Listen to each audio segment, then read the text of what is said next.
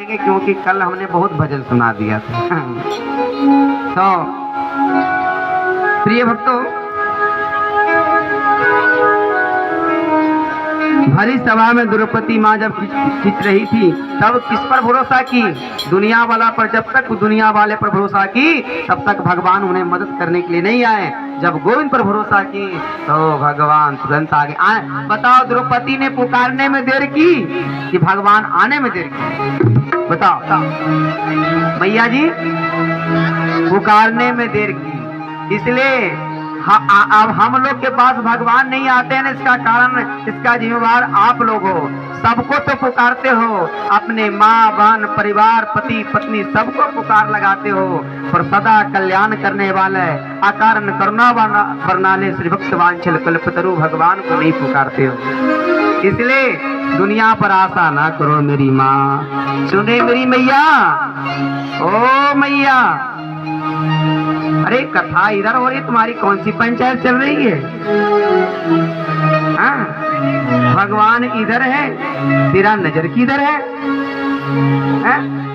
तुम भगवान के पीठ दिखा रही हो मेरी माँ। मेरी मैया ध्यान से सुना करो, समझ में आ रही है? प्यारी मैया, भोली मैया। हाँ, क्या बोलना पड़ेगा? और जोर से बोलिए, हाथ उठा के। तो इसीलिए कहता हूँ, जगत पर भरोसा न करो, जगत बनाने वाले जगन्नाथ पर भरोसा करो। जहाँ जगत काम नहीं आएगा ना मैया जी, वहाँ जगन्नाथ भगवान काम आते हैं, है ना? इसलिए बार बार कहता हूँ, दुनिया से तुम नहीं आशा करो। भजन देख देख हम लोग तो भजन का रसिक है, इसीलिए आ जाता है। चलिए कोई बात नहीं। हम सुखदेव जी महाराज, हमने प्रसंग सुना रहा था कल कि सुखदेव जी महाराज को जन्म हुआ। सुखदेव जी तोता बनकर पूर्व जन्म में तोता थे।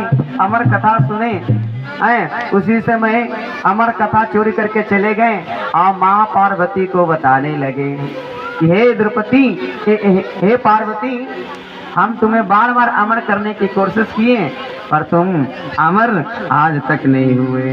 क्यों नहीं हुए? क्यों? क्योंकि भगवान की कथा में तुम्हारी प्रीति नहीं। सती रूप में जब थी तो उस समय भी प्रीति न रहने के कारण तुम्हारा भगवान पर विश्वास न रहने के कारण, पति के वचनों पर विश्वास न रहने के कारण, है ना? प्रश्न किनको मन में उठता है? जो कथा ध्यान से नहीं सुनते हैं, जो किंतु परंतु करने लगते हैं। जैसे सती मैया कथा नहीं सुने तो उनके मन में भ्रम हो गया, ये बाबा जी क्या कथा सुनाएंगे, है ना? तो सुख मिल गया भोले बाबा को, परम सुख, सुख ही परम सुख मिला है, जो न मिटने वाला सुख। कथा में न मिटने वाला सुख मिलता है और सती मैया को नहीं मिला। तो पति के वचनों पर विश्वास न होने के कारण परीक्षा लेने चले गए। जो राम का परीक्षा लेता है उसका सदगति हो ही नहीं सकता, दुर्गति हो गया। वो गए अपने पिता के यहाँ, जलना पड़ा। क्यों? दक्ष के खून से जन्मे थे ना, तो बार बार अपने पति के बात को टाल देते थे, इसके कारण उन्हें प्राण को त्यागना पड़ा। और फिर अगला जन्म हुआ मैना मैया के यहाँ।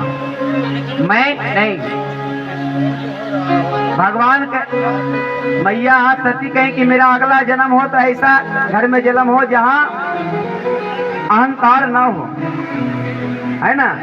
तो मैना मैया के जहाँ मैं नहीं, और बोल दी थी कि हम पत्थर के बेटी बनना पसंद करेंगे, पर ये दक्ष का पुत्री अब नहीं कभी बनेगी। तो जो है पत्ते हिमाचल बाबा का पुत्री बने मैना मैया। मैना भक्ति वहीं रहती है जहाँ मैं से परे हो जाते हैं, मैं नहीं हूँ। तो आइए आज शिव पार्वती विवाह का प्रसंग हम सुनाते हैं, है ना? देखो हम क्रम बाय क्रम सुनाते हैं, पर आप लोग ध्यान से नहीं सुनते हो। आइए 2 मिनट हम भगवान का पहले स्तुति विनती कर ले, उसके बाद बाबा भोलेनाथ का विनती कर ले, उसके बाद हम प्रवेश करेंगे उनके विवाह में। कैलाश के निवासी नमो बार बार हो नमो। आप गाने बजा करो सभी लोग। भैया जी सुनो, वीडियो आपको बनाने नहीं आता, सुनो।